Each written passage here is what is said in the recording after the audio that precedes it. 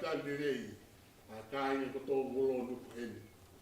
E whonga whakaausi o e tau whakamāwai o ārisi, o rā maa, sāwhi whiwhita. Welcome to the final part of our farewell service with Anna, with Arisi, o rā maa, sāwhi whiwhita. We'll continue in Tongan, and I hope we will use the English when necessary, so grandchildren and Tongan and non-Tongan speakers will be able to follow.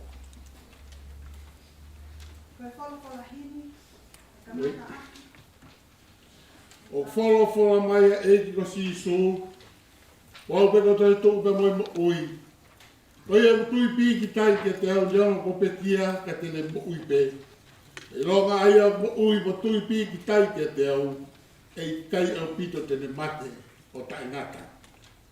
Te ko uiro mo ui hako koe ri, ka te ne tō mai ke funga e fuki mui. Ka hiri hako ki ri hono aunga pe e. Ka ko ia i pe haka kano, te umamata, tia eroha. Aia te umamata ki ai, o kune tau mo au, ka ko hoa kuni mata e sio ki ai o i kai o e kehe. Nā kai te tau haumu ki tau tōru ha bea ki mamani, tō i whoke i kai te tau lama ke almu ki tau tōru ha mo i bea. Si hoa nā ne whaki, si hoa kone tō atu, ka mālo ia i be ai kuafa o si hoa. Amen.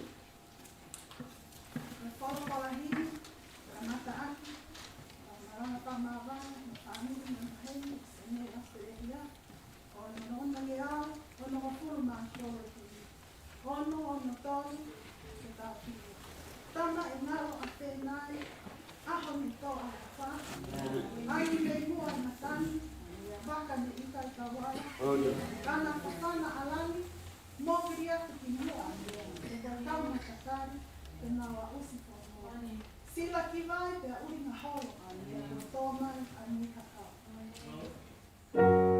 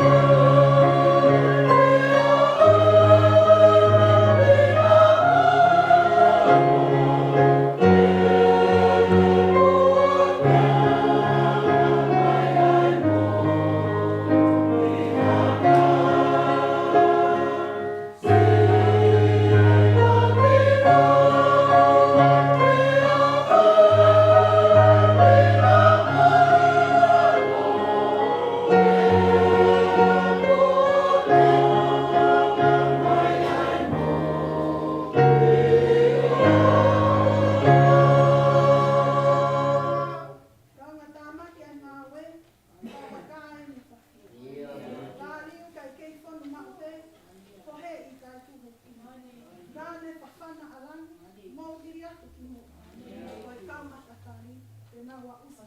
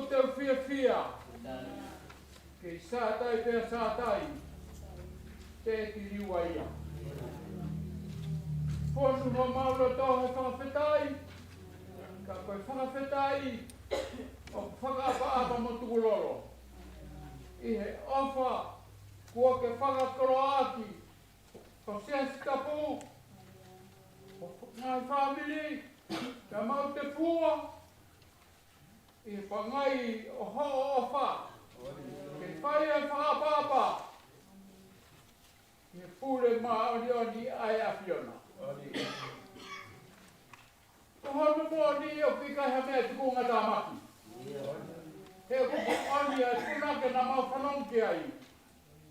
Kei sātai pia sātai. Te kiriua.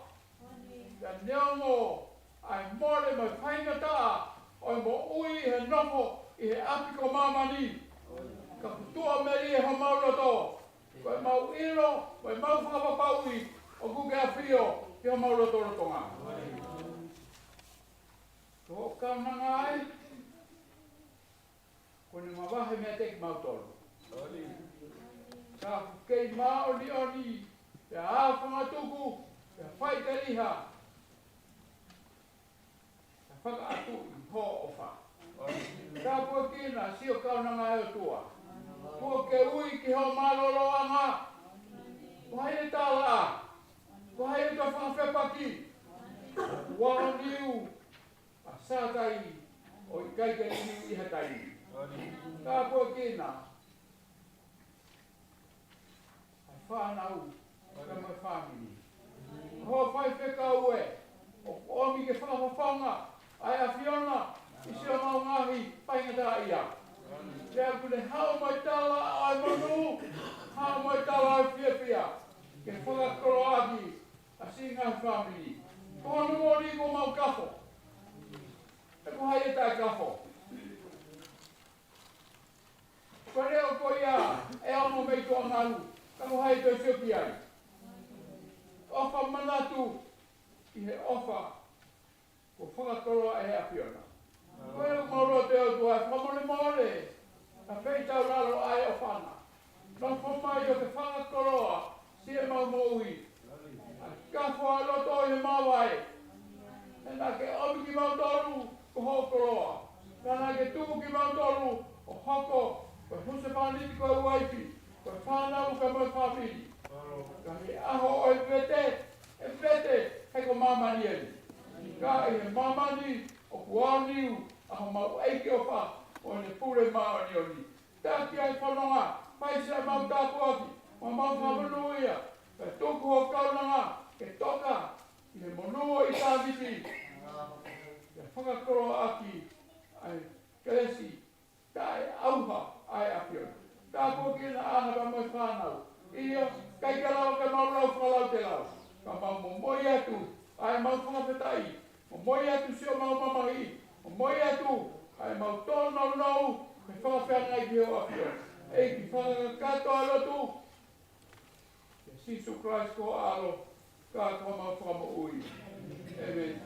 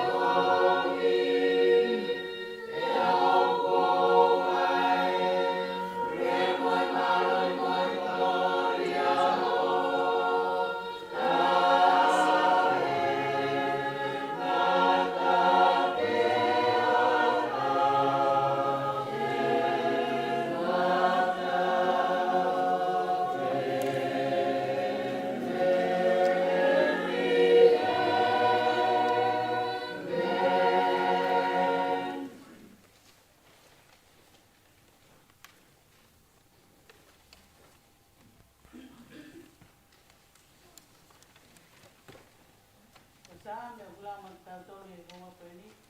O kai e he same te au tolu tolu. Ai te pamatalau e mo no ratu o konga.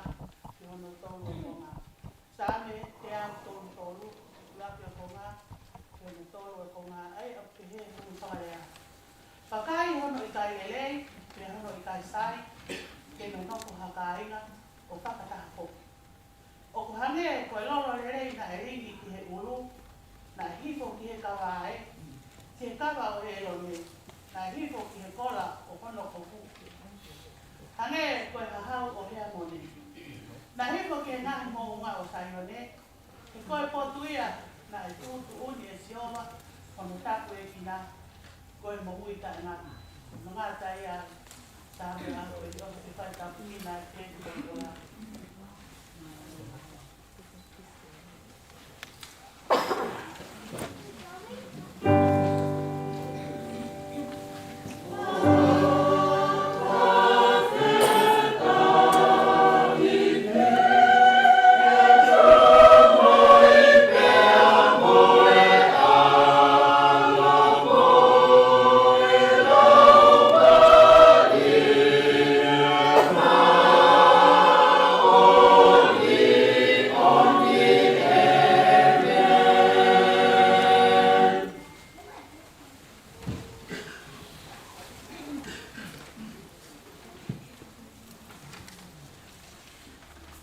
Koe le soni, hono ua o ngawe anga, o i o wau malama, o arisi, poloa waa safi, sisita.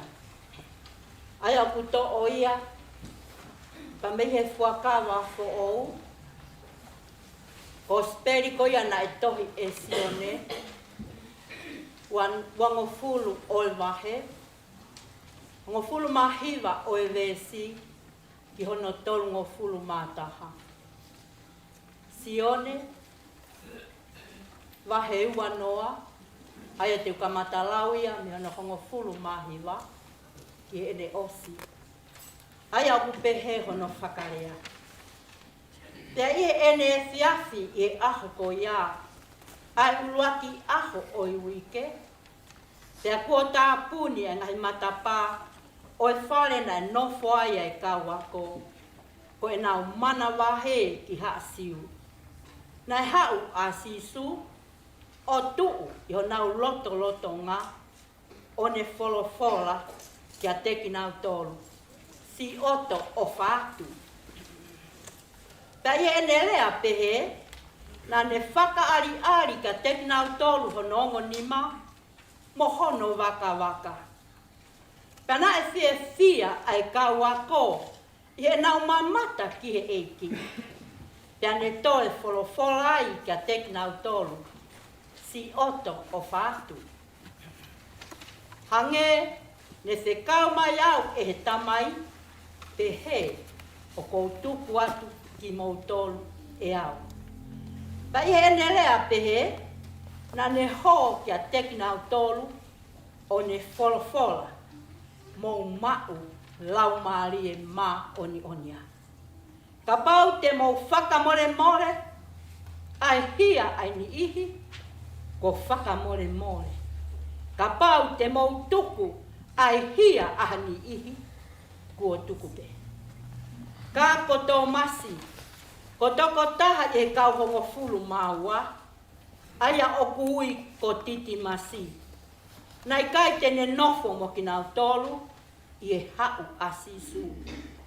Ko ia nane, lea kia te ia,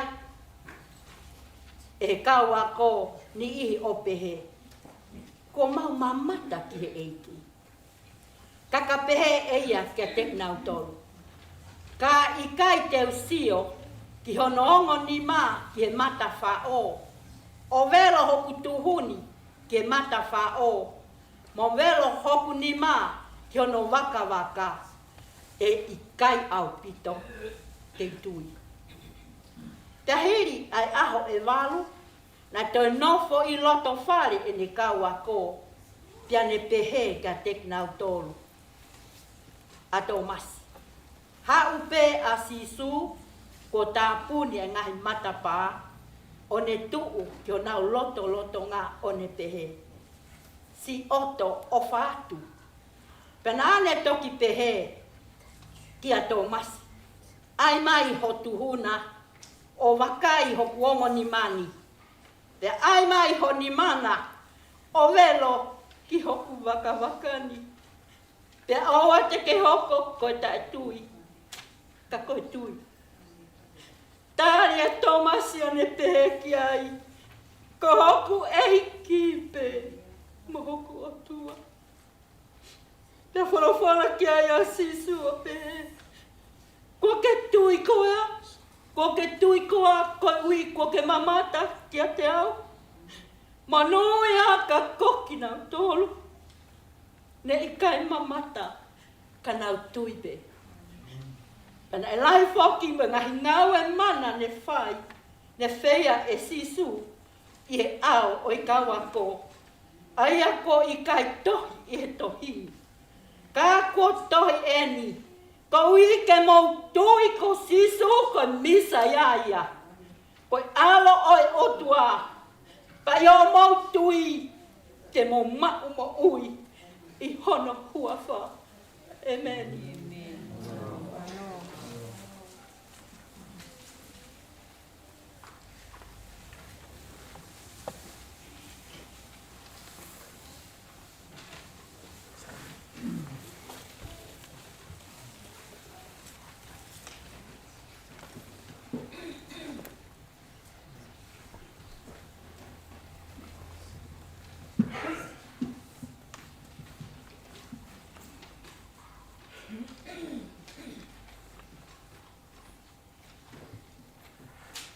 Tua reke o whanga i mai whataku o se a whaki moa. Ka tuku mai ki whainga maari koe ni ke whai haki i tāna no peke o ia whai koe ni. Ko kore whawere morea. Ka tupe mua ki wā ke wha tāoi. Morea whatonga. Ko hiwe ki whanau i Museo, ki whanau Puna, ki whanau i Puna Amerika, ko te he ki e whanki mō Puna ko ni Australia. Ko koe te mō ke whae a refa ko whanau. Mum lived a very simple, humble life. She gave her all and did all she could for her children, her grandchildren, her brothers, her sisters, her nieces, her nephews, her friends, her church, and her family. She devoted her life entirely to God. For up as a child, besides Christmas, White Sunday was always the day of the year that I was looking forward to in time. Because I know I will wear new clothes. I'll be able to wear a new pair of sandals, new tavala, and we'll have the best produce for my dad's garden, and we'll have the best meal.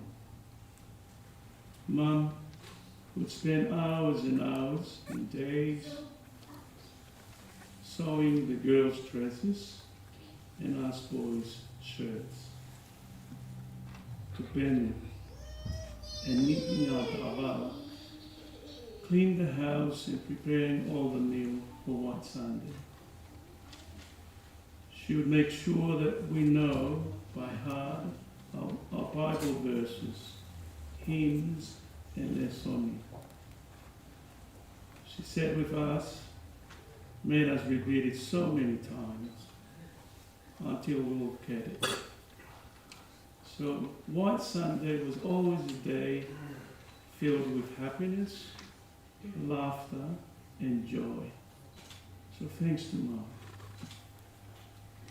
Mum used to wake us up early in the morning, sometimes 5 a.m. in the morning, to say our prayer to God. Even when she was here with us in Sydney, she leads us in prayer at home. and also wanted to go to this church with SI. She always reminded us to stay close to God. During this time, I remember her words. To trust in God for help, peace and comfort. Mum always worked hard to make sure we're able to go to school and get an education. She made sure our school fees were paid and that we have our school equipment and worked hard. Whenever we had a concert, a music concert, Mum does everything, from ironing our clothes and cooking our meal. She made sure we have a good rest and prepare for the concert. Everything we're able to do today in our different careers and achievements has been because of the sacrifices, encouragement, and guidance from our mum. Nā whakare a risi e a tāwaru si lai ta hiwa whāua. Koe o mātua a risi ko sione taimi ko sāwhi. Kone whine e ki ko ere noa vē sāwhi. Ko whakakakai hapa i tōna. Nā nofo a taimi mo ere noi whakakai hapai. Kona ki whānau. Ia na whakakau ke nau hiki mai, ke nau hiki ki tonga taku, o nau nofo I sopo. Ko alisi, ko whikaua, ia he whānau e toka taha onu. Pea koe lahi taha ia, i tamai ki whewhine. A ia, i whānau e toka taha onu koe ni, koe lahi taha, ma oi sāwhi. Kone si pekia, ne whai te Krispēn. Whika wā, ko alisi po la wā ki whita. Ko whika tōru ko e te kā sāwhi, kone pekia, te whai te tonga. Ono whā, ko kaloni kakao helu, kone pekia, si whai te musiro. Ko e ni mā, me ono ka o mahama. Ko paita, whautoki, o maria ki ewa. Ko hoko hake ko I nesi sāwhi, kone pekia I nusio. Hoko ki ai a whakaanga sāwhi, kone kei mo uile reipe, hoko nofu I nusio. Hoko ki ai a pia tātu tūtuko, pia tāusi uhetu, o tātou. O kia materita whaone vai, o nema hoa I eua. Pika ho whulu, o Koriana, Winchester, o ne nofo Krispēn. Tāte hā, ko sione sāwhi, o mi he mutato. Taha wā, ko whekita sāwhi, o ne pekia I Krispēn. Tātoru, ko pasimati, o ke mo oipe, e unofi Hawaii. Tā wha o William Sāwhi, o tonga I woke. Tā ni mā o William Sāwhi I Amerika, o sisi tā a mea no puaka, o ni he. Nā ko pia a risi koris kui sāwote, o he tā hiwa anu taha, ai ko hono tauta hiwa, na Maria Alice no Samuela Fifita. Ko Samuela, ko whoha ia o na tai asi ko mā Fifita, mo Ariria, langalo Fifita koromotua.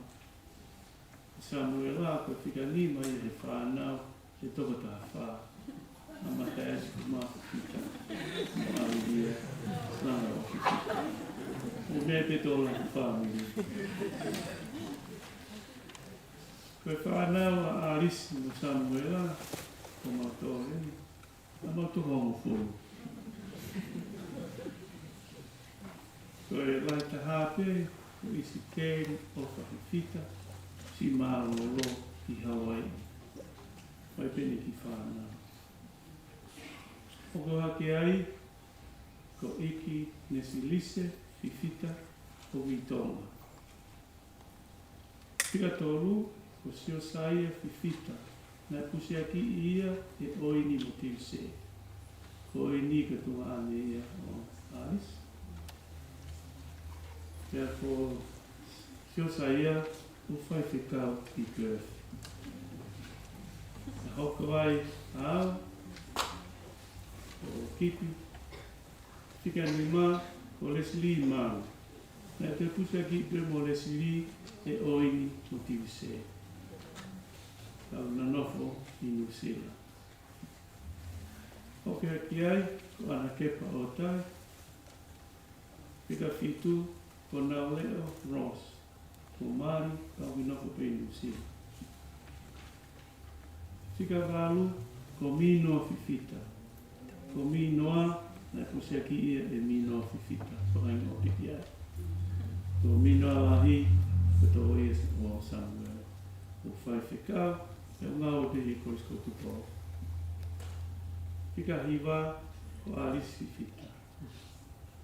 Ka o fulu, ko Amanaki, anga o e lotu, ke kaha o Fifita.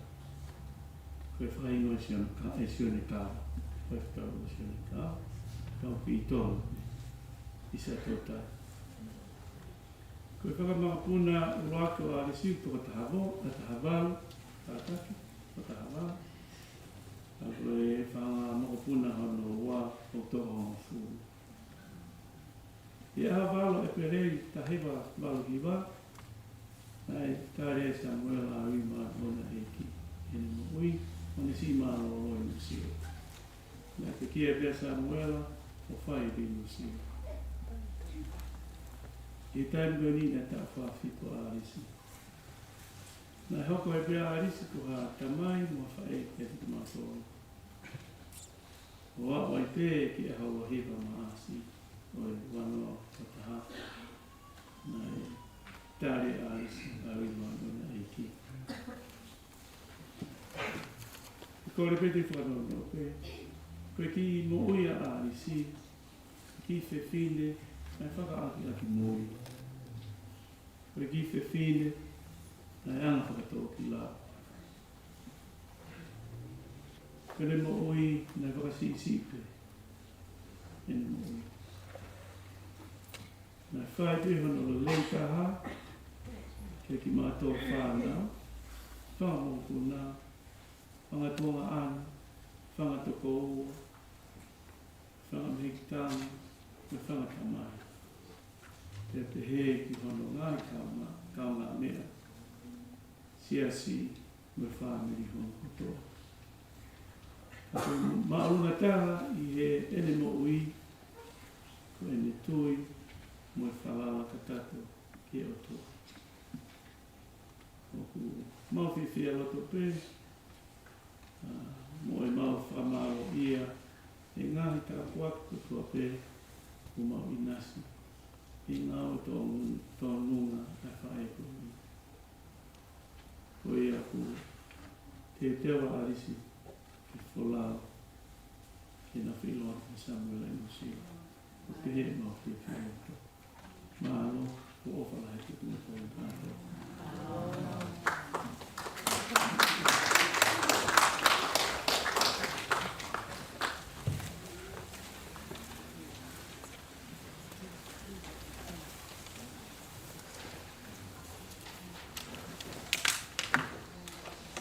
Le sai che ne tataki ne. Ma ti poco punno, ti trovo retta tra l'altro in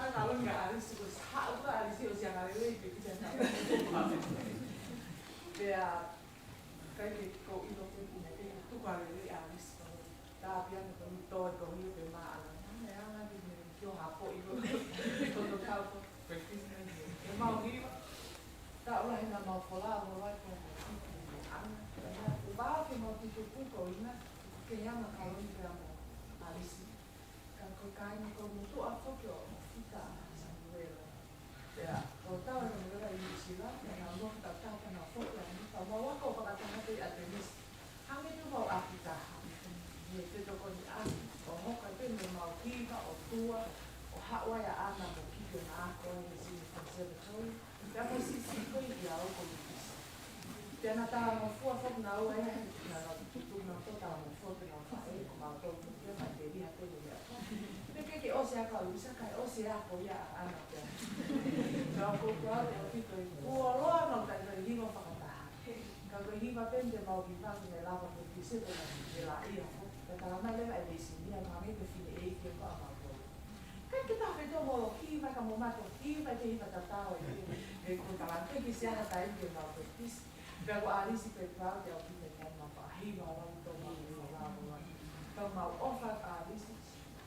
Koe whama mo nai, ngā misa i koi, te hepe mo mātou, ko ngā mana pēdia, koe tata pēni whamana, te pēro e oi. Kao e taku ke ke hera, ofa ke ke tāo au whiti se mo, kao mai ki ta whama wāni, si wha e koe.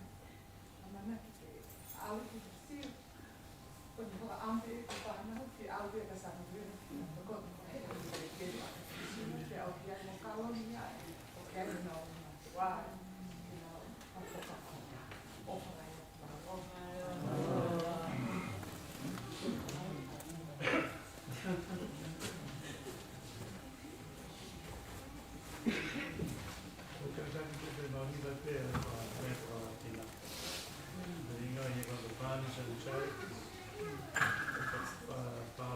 Oh Lord, most holy.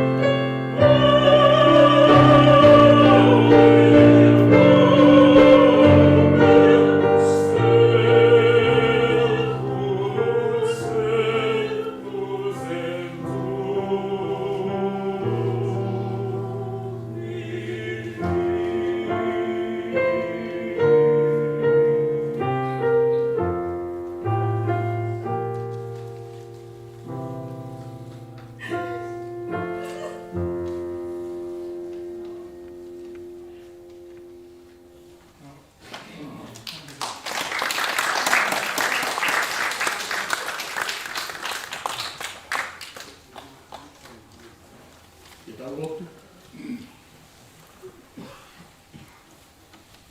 Matai tō ai me whae e koe e whakamāmai. Ka whungani ake koe mata vai e o ia ato nai kei kotoa whanau e whae. Tā pōti mai e kariniti. Fish mua koe e makapona i whanau. Hoko atu aki. Ai whakapue. E ka esko mau whanau koe. Amen. O hibi wa.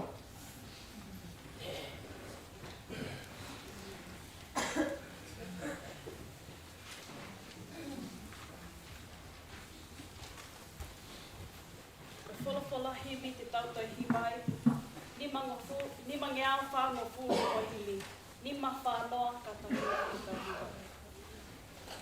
E, ke o whakasio mai, ke kau mālolo, ko hao atu ki he langi, ke whewhe e nā noko.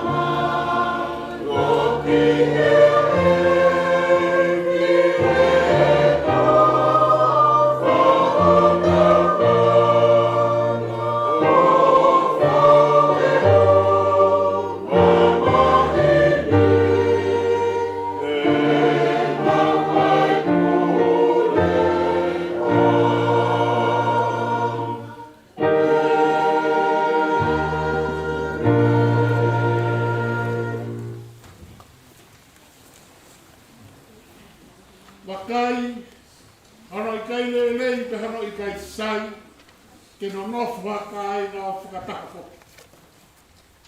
Ko tohi e ni au hike mau tui, ko sisu ko misai a ia, ko ala o toa. I ho mau tui ke mau maa mo oi, I hona kua wha.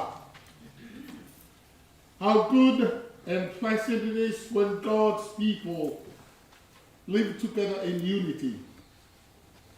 But these are written that you may believe that Jesus is the Messiah, the Son of God, and that by believing you may have life in his name. Psalm 133 verse 1 and John chapter 20 verse 31.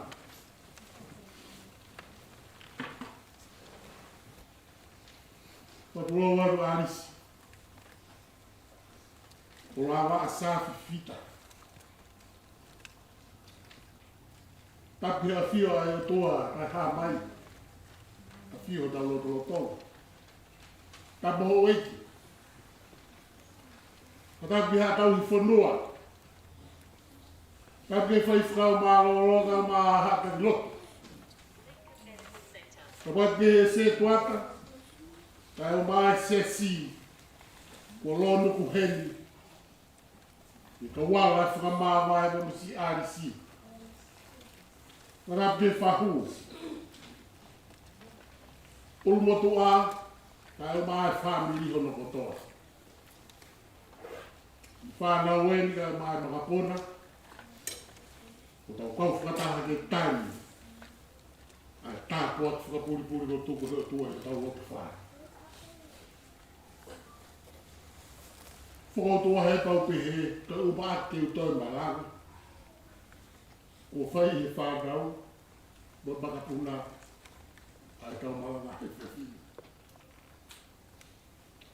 Ka tūpere u whakakato, ai whakaampu o whakakoroa ake he whānau e motua ka I roa koeni.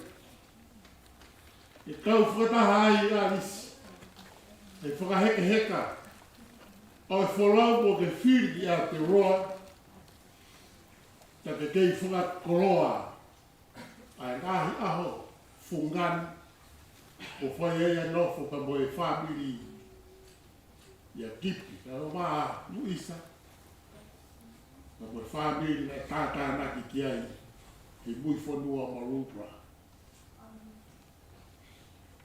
A whara ai ni ko ho whiri ke whai ea ki ai whakalaulau loto e aha koeni. Pa konga bēnia e le soni a wiki koeni. Sāme maari koeni. Ka hona whakaari mai e mea koe fisi mua o e nofo lelei o hakaina. O e mau luta e nofo. Le sona rau whanawa ki ai, tala mai o hane halolo lere, I hane halolo o rire, o koe ke huhua nope. Karai ngāo e ki e tuku whakahoro a kāinga koeni, ke pani e ki taua I ki lahi. O whamaunga ke e lotu o aho. Koe mua aini mo ua kiko e roni, koe toa mo sisi. Koe whakatāta, hange eku, pani he ulo e roni, lilingi, arufu ki he kawa, ki he koa, panga ngapo manon. O fie na namu ki ai hu whakatapo. Hatape. Koe whakatāta ura kia.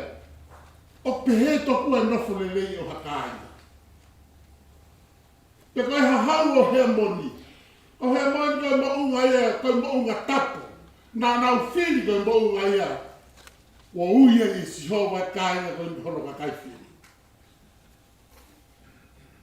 Ka tō kua ka kapu e whunga maunga he moni.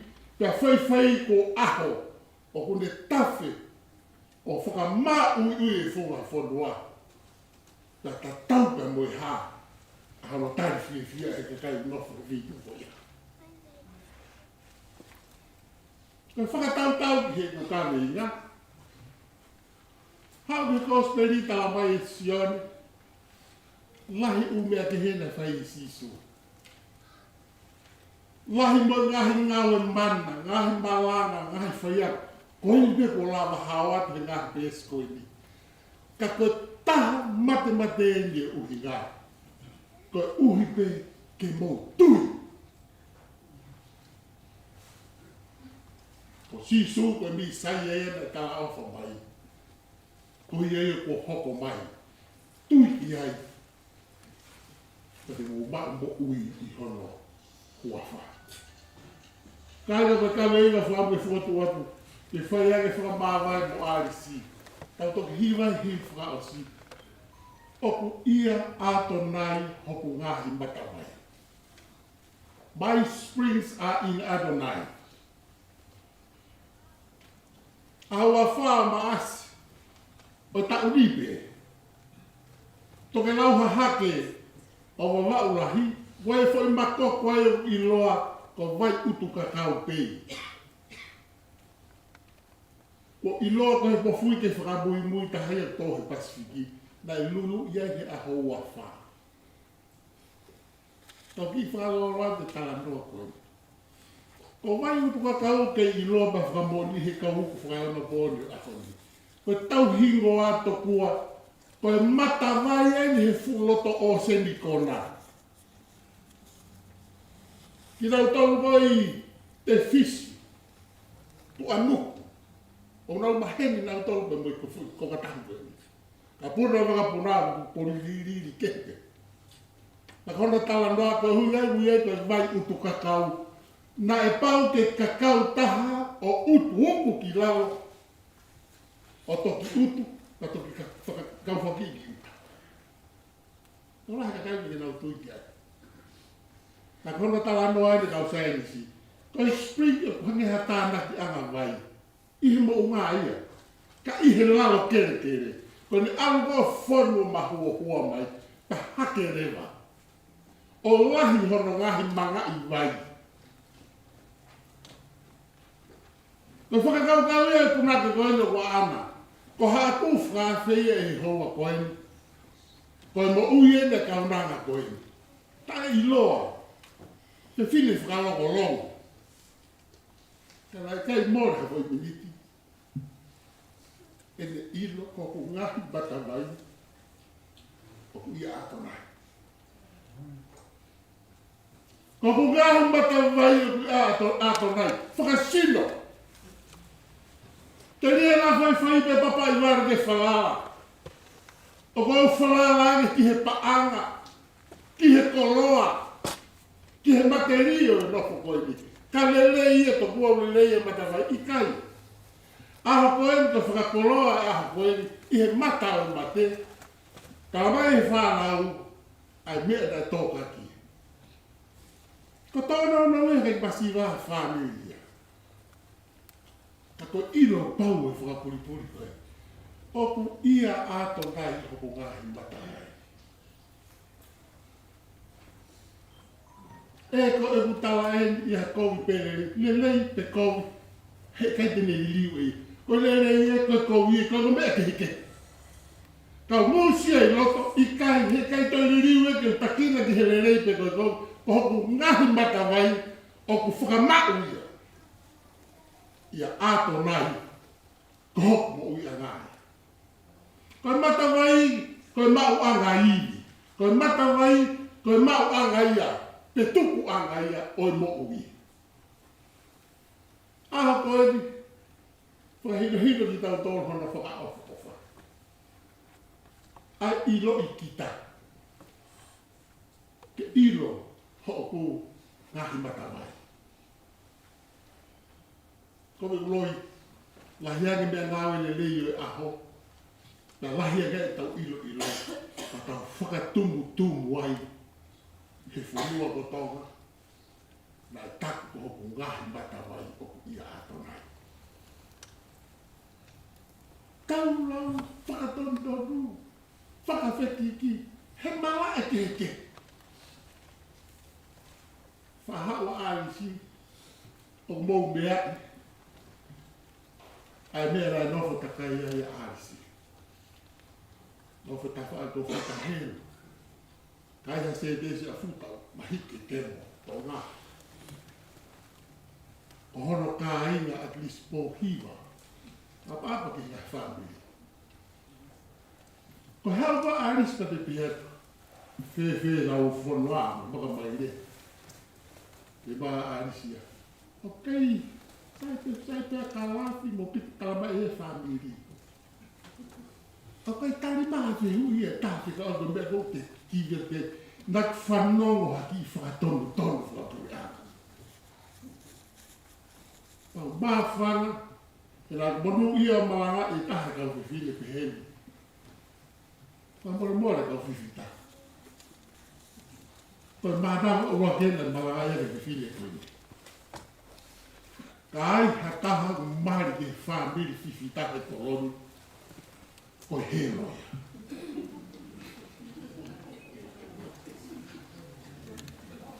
O ko kata katoa tau mari koe wharen ke whamiri whiwhita. Na iei pe nau whahinga aia nau tō. Na kai te au tō whai e me whakanau no, po tō, po oa, po aha kutu. Whamiri whiwhita tāko. Os mea whai tō kako re o sia. Tau tūpu hako sio. Kono to'o pare ko hua te sia si ke toi paru ke tuku mi mala. O whakapuna ki e mea ka whikau ke nau o ki haa. Kai mao e penga whakafua a e nau na fua. Koe taha e ne kau helo ko ia. Kau tuhinga a aku. Ke he pe nai mari ki kau whiwhita. Koe manu ia arisi. Mari arisi ki foi hai a whamiri whiwhita. Ane whakalongolongo, he whakalongolongo a sami uela. Tau e tau ma fulu tupu eni, a ta tau mai a sami uela. Ka tamai mo wha e whiwhili koe. Nā kai tau whaihana loto, nā kai tau sio holo, he nāna iro, ko hako ngāhi matawai, o ia āta mai. Nā mai mea mo sami uela, nā kai te iei hoko matawai. Nā whakamau e ma fua ka wā, ihe e ma ilo whakatatau, ko homa matawai, o kuia āta mai. Kono kanonia, mari ke whiwhita, toi tukuhane mai tokota. Na pangamanga pūre a taimi, ui hena si. Mare nei te mautolu ki te kiu. Pane tala mai, fulahi pehau, o toki iro. Ai ku mātu o totonu. Ko si ta hene whanau a ere mo taimi. Na kohu pēro whaea alisi. O si ilo koe tamai mo whae, na e te ekai pe more e guirifia ngā kuia ārisi. I he guirifia he kō mātu. Hena i kai hataimi, e toi teki ai hono uki, ko tau ngāhi matawai o kuia ātonai. Ka whaiha ako, whakamau ki ātonai. Ka pau e whaiha watu, whakamau ki ātonai. Ta sipa whewhe, ka ora whai pa more, ai whakapapau hangego lawa kau tautai, ko whakatu o koka. A wārau a whanua, ka pui kai maue ai. Ai whorau ia, ka mui teo o e whanua. Ko whanau ka be, ko tala noa whungani koe, ko ore sonto te mopopot ia, ko te whahita o ene toi tuu. Whiri pe eia ko taimi, whakaofo ta. Tāmai ana palera ki wharamahaki i St. George, o Slongo Arisi. Ka kai hane e puke. Mau haa ka kai o whai e tari atu. Awa te whawhake ngā ngahana ko wahe. Ko helo, ko anu e kau helo o pe. Pai ke toi tangi mai ana whota atu e kipi fusa ke e hikai. Whai ate tangi e osi.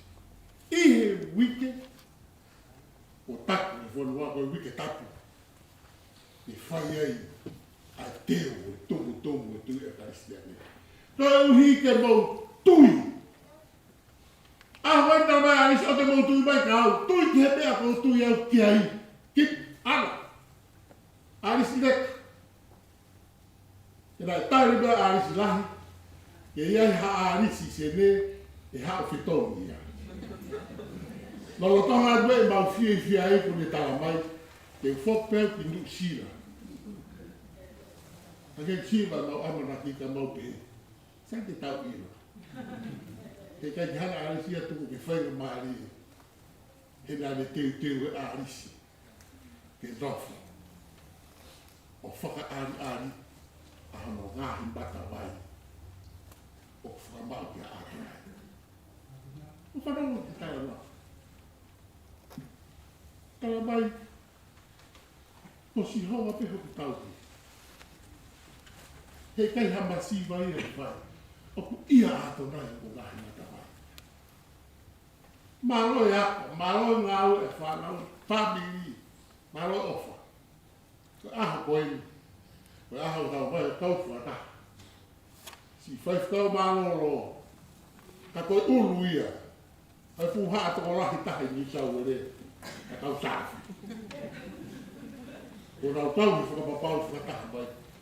Koe huri e o aka ko taha. Ko hui he na tāme iama, ke tau kau he aho te heni, hono tāri, e ku whakapika, ai mā koloa. Kua ke to'o atu, ka kua koloa ia e whāmiri pai. Kei taha pōpua kia arisi pola maa, sā whiwhika. Polau fia. Kai ko muli e o hapo. Ho oi kona.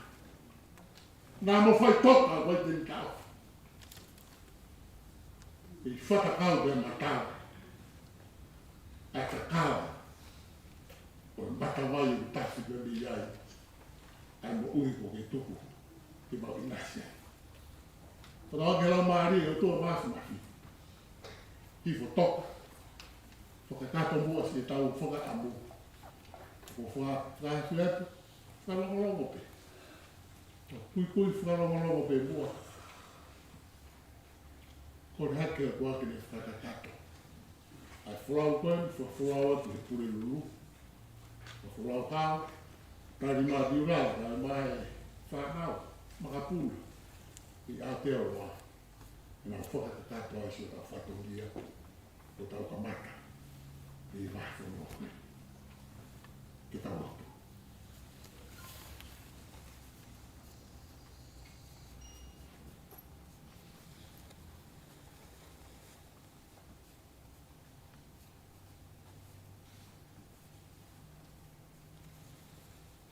O whala hea sisu. Te mau whalau kua e ku puri ke una ame. O ke to, kai maananga. O awhio a e tani. Sa me whaamu ke loto e whamiri. O toi momoe hea ka anis ki o tō kou mākmaki. Koe ana no whakawhurau hao e ki Aotearoa. Ke hoko tā pot whapuri e whelo waka kai ngai. Tana utu whaki ena o ngāhi i pūmi he matawai. Tene tū uta mo ia ki Aotearoa. Hoko atu ati ana whakakato hama ngāhi o wau. Ki hama te rio, tana whakakato. Ai mau tuporo o ia ki Aotearoa. Wata ka mai no ara mo la maari maari o ni. Tene.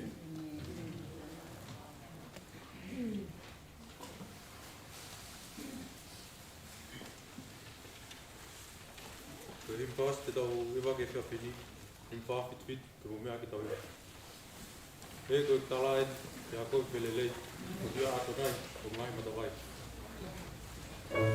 Oh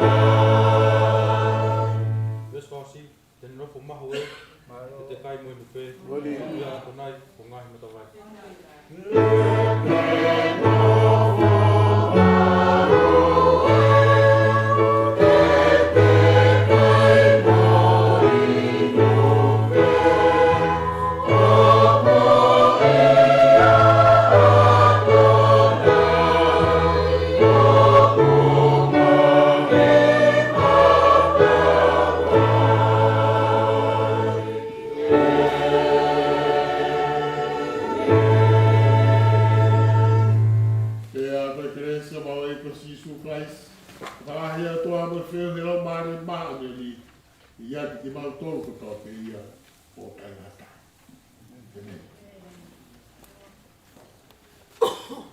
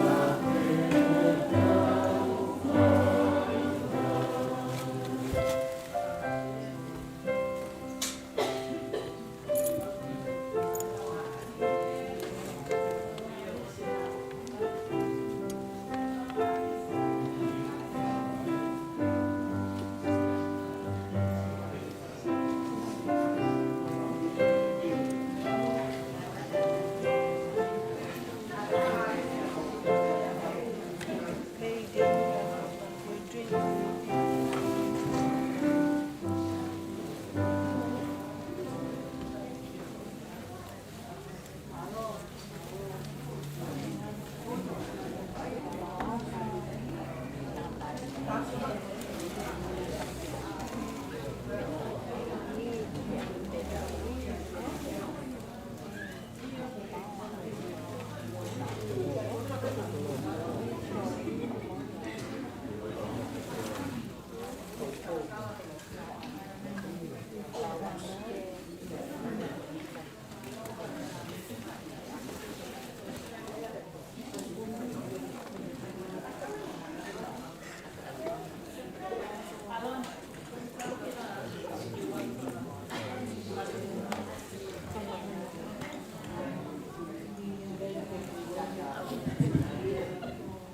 taki mua ka pau e sia ka taha ki fuhi a ki hena te tala mai ka o nata wa ki a ka hea hona.